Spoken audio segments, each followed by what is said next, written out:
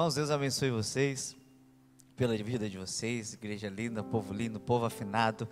Esses dias na internet eu falei que ia fazer um teste para saber se era o povo ou se era o microfone, mas eu não vou fazer isso não, fiquem tranquilos que eu canto pessimamente. Se eu fizesse, com certeza vocês iriam embora, pode ter certeza disso. Vou te convidar a abrir a sua Bíblia no livro de Gálatas, capítulo 5, verso 17. A minha versão aqui é a Nova Almeida atualizada.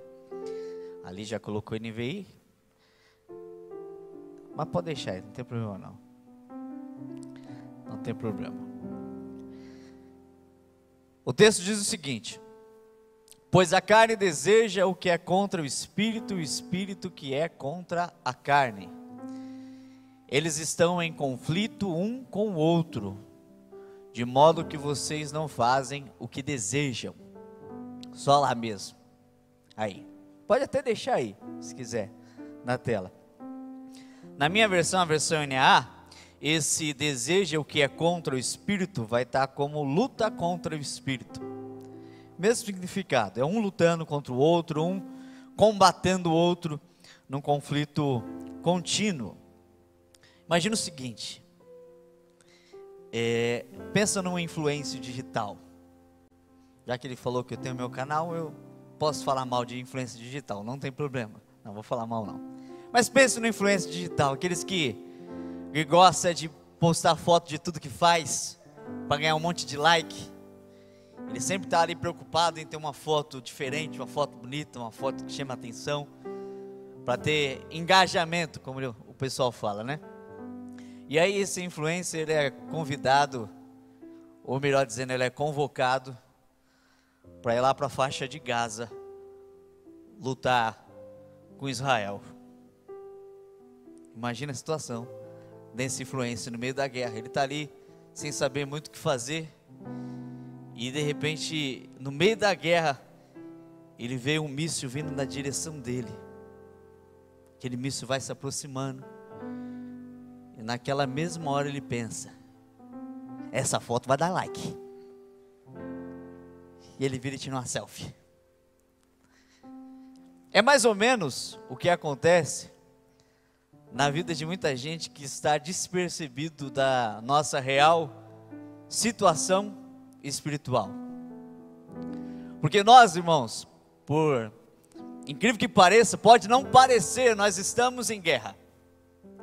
Nós estamos em uma guerra, no meio de uma guerra contínua. Uma guerra que não cessa, que não acaba.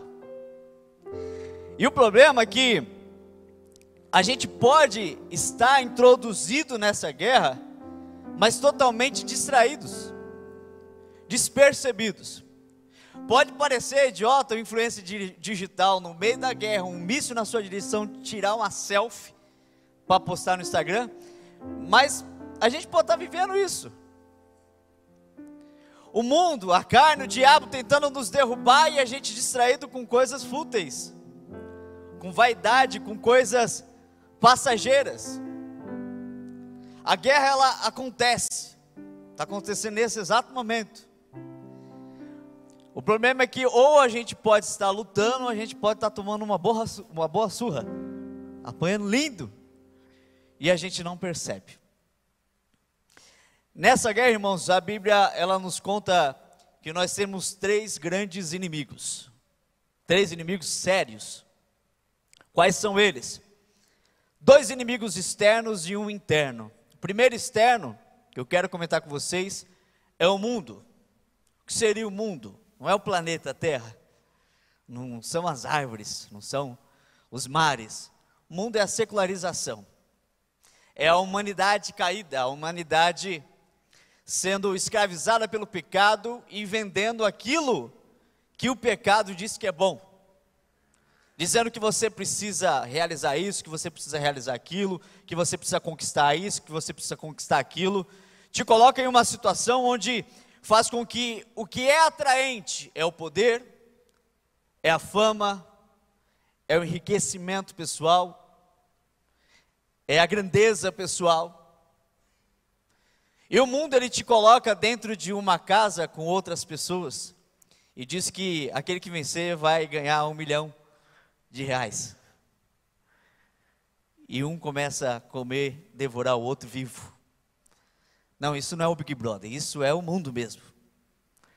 É isso que o mundo está vendendo. Olha, você precisa ser vencedor, você precisa conquistar. E sabe aquela pessoa que está do seu lado? Quer puxar seu tapete, quer te derrubar. Ela quer te vencer, ela quer arrancar o que é seu. O secularismo, ele faz isso. Ele faz com que a gente almeje coisas grandiosas que o mundo pode oferecer, e para isso, se precisar derrubar alguém, você tem que fazer isso. Porque se não for você, vai ser ele com você. O outro inimigo, que é um inimigo também externo, é o diabo. E ele vem de uma maneira muito sutil. Olha o que o texto fala, 1 Pedro 5,8: sede sóbrios, vigiai, porque o diabo, vosso adversário, anda em derredor, bramando como leão, buscando a quem possa tragar. Ele vem devagarzinho, ele sopra no nosso ouvido. Ele não vem com chifre, ele não vem com rabo, ele não vem. Não. Ele vem de maneira muito sutil, e ele fez isso com Jesus. Ele tentou Jesus. Ele tentou tirar Jesus do seu propósito, da sua missão, do seu objetivo, com palavras até agradáveis. Isso ele fez com Jesus, meu amigo. Imagina se ele não vai fazer com você. Não, mas pode vir para cima, diabo. Aqui eu estou ligado no esquema. Tá não. Não tá. Ele vai te pegar bonitinho, quando você menos esperar, você está destruído. E não tem mais volta muitas vezes. Então, dois inimigos externos, o mundo e o diabo. Mas o que eu quero tomar um tempinho falando com vocês hoje, é desse terceiro inimigo que eu acho, dos três, o mais perigoso: a carne. Por quê? Porque é um inimigo que ele não é externo, ele está dentro de você. Ele acorda com você, ele toma café com você, ele almoça com você, ele vai para a escola, para a faculdade, ele vai trabalhar com você, onde quer que você vá, esse inimigo está te acompanhando, lá dentro, te sugerindo muitas coisas, te dando várias ideias, te fazendo pensar em coisas terríveis. E na verdade esse inimigo, ele é a matéria-prima dos outros dois. Se não fosse a carne, Satanás não conseguia fazer nada com a gente. Se não fosse a carne, o mundo não ia ter nenhum tipo de atrativo para mim e para você. Porque a carne, ela está ali, ela quer ser provocada, ela quer ser instigada, ela quer ser ovacionada, ela quer atenção. E se nós não entendemos o perigo que nós corremos, ela vai conseguir tudo isso e vai nos destruir. Paulo, ele descreve muito bem o que é a carne, em Gálatas capítulo 5, e ele diz que a carne, o sinônimo da carne, na verdade, é o pecado. Ele fala que a carne, ela produz algumas obras. Quais são elas? Ira, lascívia, impureza sexual, inveja, homicídio, falta de autocontrole, engano, dissimulação, e aí vai. Tem até uma parte que Paulo fala que a gente inventa pecado novo, inventores de males. A gente acha que está pouco, a gente fala, vou criar um pecadinho diferente. E a gente tem essa capacidade de fazer isso. E aí, essa descrição de Paulo, quando nós passamos para observar os nossos dias, irmãos, se você parar para observar os seus dias, isso está muito presente. As porfias, as guerras, as discussões, a impureza sexual, daquilo que você não deveria estar vendo, daquilo que você não deveria estar fazendo, está muito presente no nosso dia, se a gente não prestar atenção. Por quê? Como eu disse, esse inimigo, ele nos acompanha, ele espera o momento certo, ele espera a hora certa para nos derrubar. Eu lembro de uma situação, que estava eu, minha esposa, a gente estava ali à frente de uma congregação, e aí pregando, cantando, coisa mais linda. E aí teve um dia que a gente foi no mercado, minha esposa entrou no mercado, eu fiquei no carro. Aí, da onde eu estava, eu vi ela passando no caixa. Aí veio um funcionário do mercado, olhou para ela ali, aí correu, aí chamou outro funcionário, aí vieram os dois, ficaram olhando para ela ali, eu entendi o que está acontecendo. Naquele momento, pensa no cara gritando. Eu pequenininho, desse tamanho, tomaria uma surra tranquilo. Mas comecei a gritar, xingar de vagabundo, de safado, de sem vergonha. E foi uma coisa terrível. Minha esposa entrou no carro, me deu aquela bronca, que vocês sabem como é que funciona. Que vergonha, meu. E aí o sangue foi esfriando, as coisas foram se acalmando. Aí o Espírito Santo falou assim, bem tranquilamente para mim: essa porcaria aí que é você. É desse jeito. Irmãos, a carne ela não vai tentar nos derrubar aqui no culto, não, aqui. Às vezes até tenta, em algumas circunstâncias. Às vezes quando a gente vai pregar, a gente quer aplauso. Às vezes quando a gente vai cantar, a gente quer ser reconhecido. A carne ela faz isso também. Mas ela também espera momentos oportunos para nos pegar de jeito.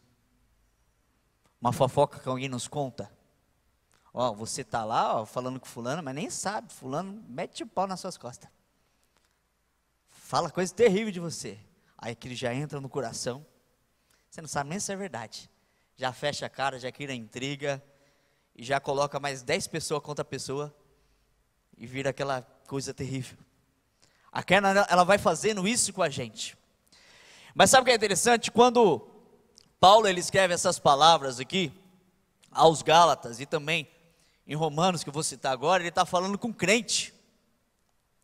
Não está falando com quem está lá no mundo, que está totalmente despreocupado. Está falando com a gente. Está falando comigo e com você. E ele faz uma descrição da atuação da carne na nossa vida, lá em Romanos capítulo 7, de uma maneira bem interessante. Ele fala: olha, eu queria tanta coisa, eu queria fazer tanta coisa, mas eu não consigo.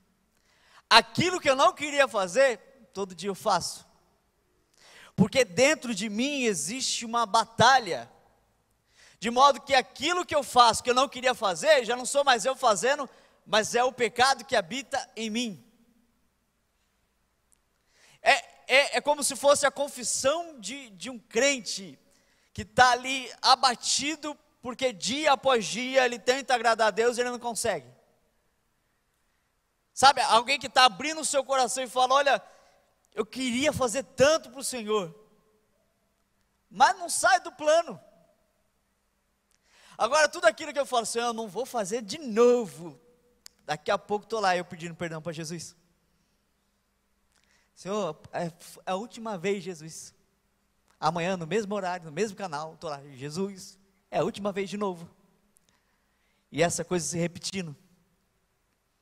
Ele fala: não sou eu, mas é o pecado que habita em mim que está fazendo tudo isso.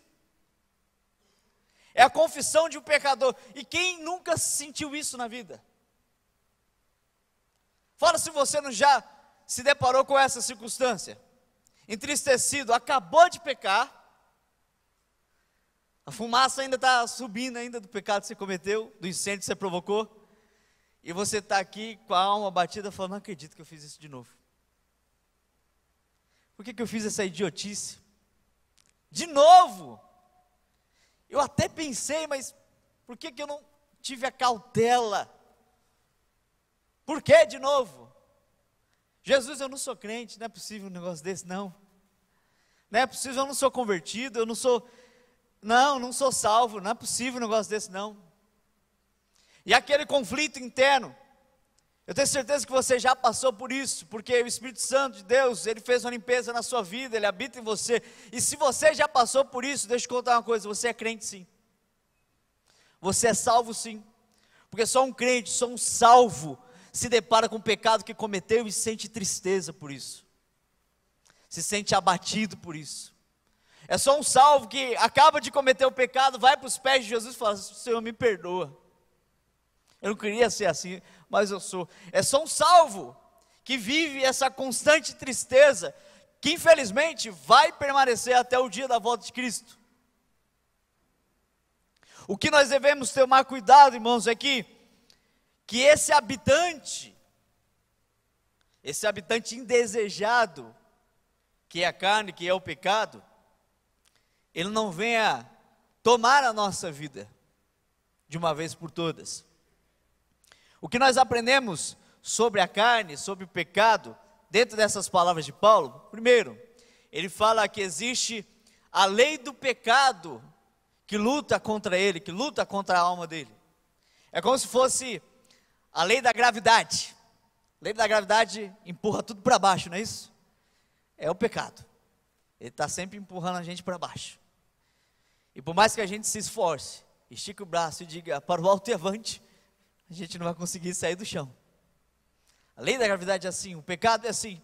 Por mais que eu me esforce com as minhas forças, com o meu planejamento, com a minha sabedoria, falo, não, eu vou vencer, meu. Hoje ele não me pega, não vai dar certo. Porque essa lei, o pecado, ele te empurra para baixo. Outra coisa que ele fala é que ele é um habitante indesejado. Romanos capítulo 7, verso 20.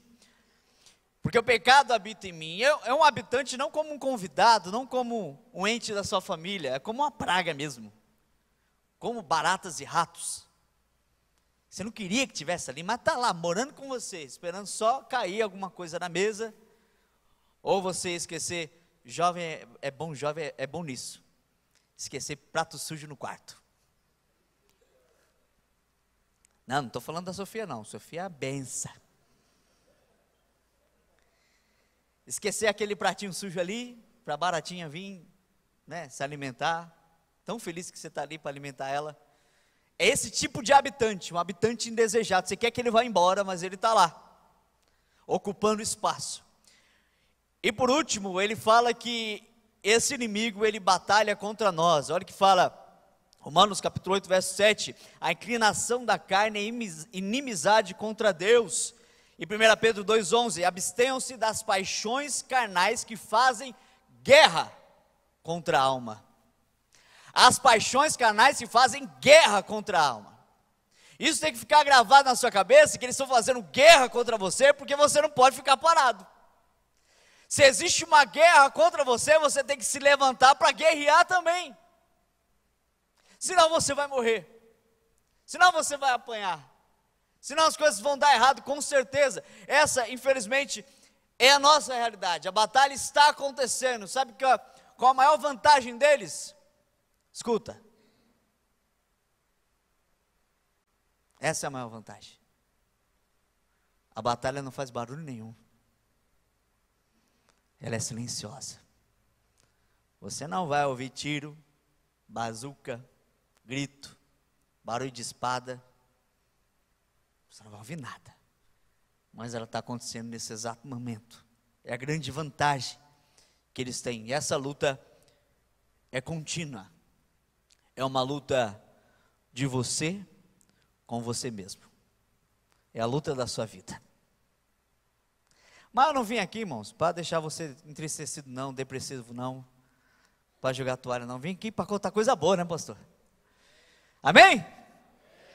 E a coisa boa é que Jesus já nos deu vitória sobre a carne.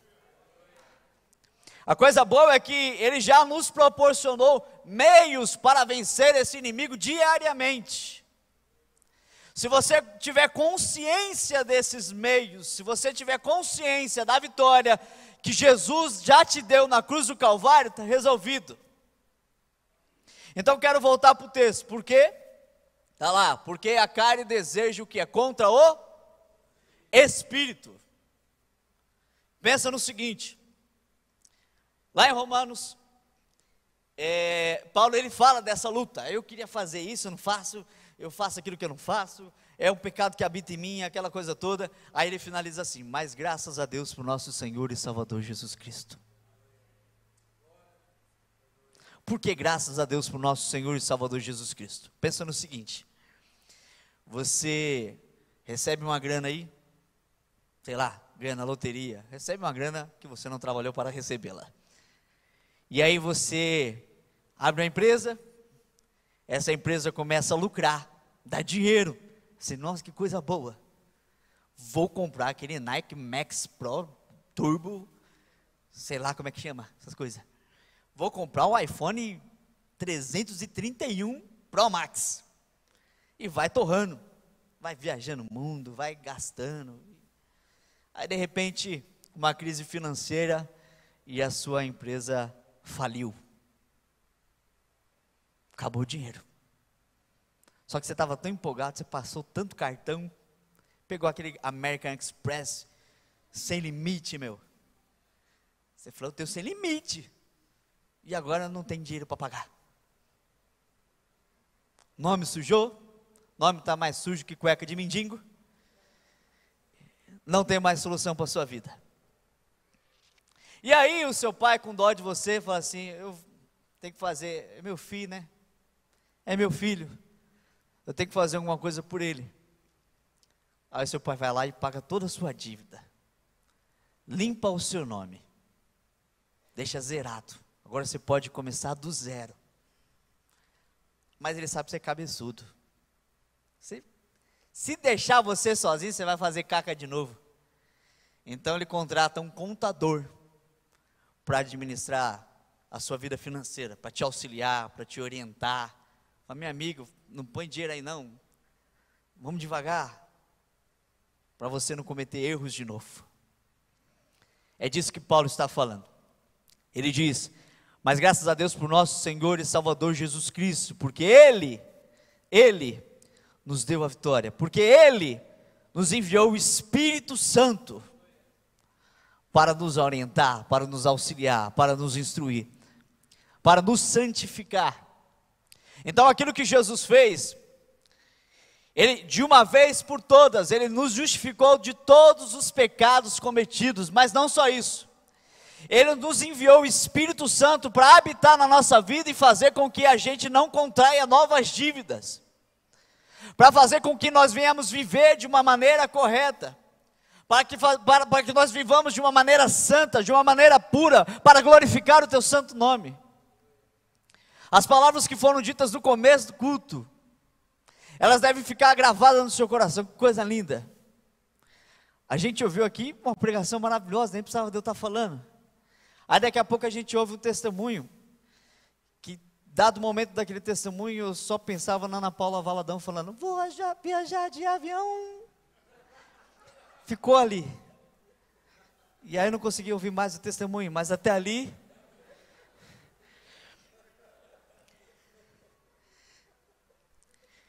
Então entenda que o Senhor, Ele nos preparou o perdão dos nossos pecados e Ele nos preparou, ou melhor, Ele nos proporcionou o privilégio, a honra de termos o Espírito dEle habitando na nossa vida para fazer a diferença, para fazer com que as coisas elas mudem de uma vez por todas. Isso tem que entrar na sua cabeça. Por que isso tem que entrar na sua cabeça? Porque sozinho você não consegue. Porque se você tentar lutar sozinho, você não consegue. Se você tentar pelas suas forças, você não consegue. Você pode até planejar.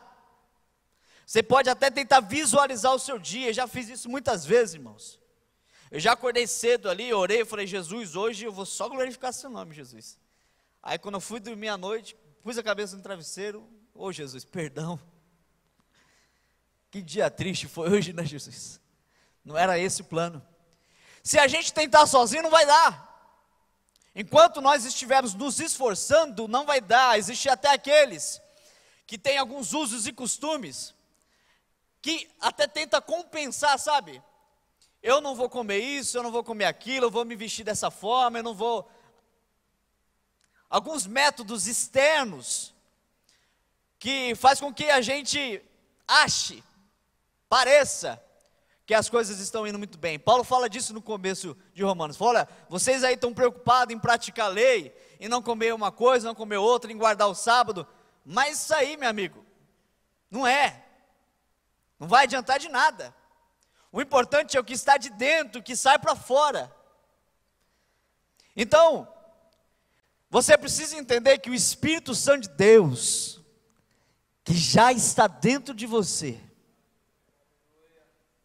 o Espírito Santo de Deus que habita dentro de você. Você entendeu que o Espírito Santo de Deus, o Deus Todo-Poderoso, aquele que criou os céus e a terra, aquele que deu vida, Ele habita dentro de você. Sabe por que eu sei que Ele habita dentro de você? Porque você está aqui. Você acha que você veio aqui porque você acha bonito? Você poderia estar fazendo qualquer outra coisa. Você poderia estar maratonando uma série, se acabando na bebida, ou sei lá o que o povo pode fazer de bacana no mundo. Mas você escolheu estar aqui. Você escolheu louvar a Deus. Você escolheu dizer que Ele é Rei. Que o seu aleluia é dele. Isso não aconteceu se não foi pelo Espírito Santo de Deus que habita em você.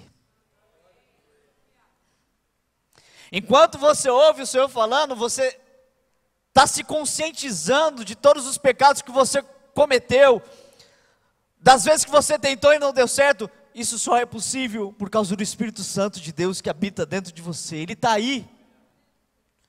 Ele está dentro do seu ser. E é esse Espírito Santo que vai fazer com que as coisas elas mudem de uma vez por todas. É esse Espírito Santo que vai te orientar, é esse Espírito Santo que vai te conduzir ao centro da vontade de Deus. E aí Paulo fala, Romanos capítulo 8, verso 1, não há condenação alguma para aqueles que estão em Cristo Jesus, porque eles não andam segundo a carne, mas segundo o seu Espírito. É para isso que o Senhor Jesus ele enviou o Espírito Santo para a sua vida. Então, ao invés de se esforçar para fazer as coisas certas, entrega a sua vida totalmente para que Ele faça as coisas certas. Ao invés de ficar batendo a cabeça para decidir qual que é a melhor escolha, converse com Ele. Espírito Santo que habita em mim. Já começa assim, ó. Espírito Santo de Deus que habita em mim. Está aqui dentro. Você não precisa nem olhar para cima, nem para o lado, nem para o outro, porque Ele está dentro de você. Espírito Santo de Deus que habita em mim.